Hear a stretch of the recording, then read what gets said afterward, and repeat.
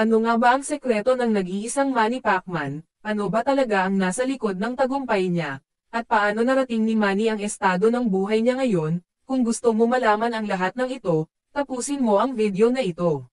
Mula sa mga lansangan ng General Santos City hanggang sa mga engranding arena ng mundo, ang paglalakbay ni Manny Pacquiao ay walang kulang sa maalamat. Ito ang kwento ng isang tunay na icon ng boxing. Ipinanganak noong ika-17 ng Desyembre taong 1978, ang maagang buhay ni Emmanuel Manny Dapadren Pacquiao ay puno ng kahirapan. Ginamit ni Manny ang boxing bilang isang paraan upang suportahan ang kanyang pamilya. Hindi alam ng mundo, ang batang manlalaban na ito ay malapit nang maging isa sa mga pinakadakilang boksingero sa lahat ng panahon. Noong Enero taong 1975, ginawa ni Manny Pacquiao ang kanyang propesyonal na debut sa edad na 16 lamang, na nanalo sa kanyang unang laban sa pamamagitan ng unanimous decision. Ito ang simula ng isang karera na aabot sa loob ng 2 dekada at kukuha ng puso ng milyon-milyon. Sa kabuuan ng kanyang karera, nakamit ni Pacquiao ang isang hindi pa nagagawang tagumpay sa kasaysayan ng boxing, nanalo ng mga titulo sa mundo sa 8 magkakaibang dibisyon ng timbang.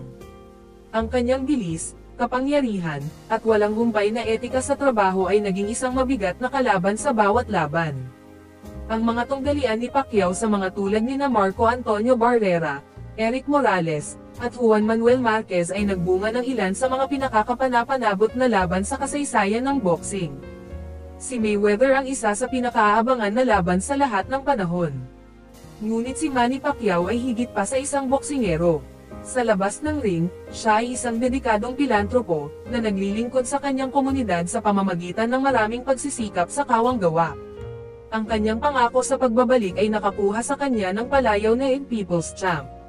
Noong 2016, humarap si Pacquiao sa isang bagong hamon, ang pagpasok sa larangan ng politika bilang isang senador sa Pilipinas. Ang kanyang dedikasyon sa serbisyo publiko ay sumasalamin sa kanyang walang humpay na pagmamaneho sa boxing, palaging nagsusumikap na magkaroon ng positibong epekto sa kanyang bansa. Ang legacy ni Manny Pacquiao ay tinukoy sa pamamagitan ng kanyang hindi kapani-paniwalang mga tagumpay sa ring at ang kanyang hindi natitinag na pangako sa kanyang mga tao. Isang tunay na kampyon sa lahat ng kahulugan, ang kanyang kwento ay patuloy na nagbibigay inspirasyon sa mga henerasyon ng mga atleta at tagahanga sa buong mundo. Ito si Manny Pacquiao, isang alamat, bayani, at simbolo ng pag-asa. Ang tagumpay ni Manny Pacquiao sa boxing ay dahil sa kanyang mahigpit na pagsasanay, disiplina, likas na talento, malawak na karanasan, mental na katigasan, malakas na pananampalataya, at solidong sistema ng suporta. Kung nagustuhan mo ang video na ito, don't forget to like, share and subscribe for more videos.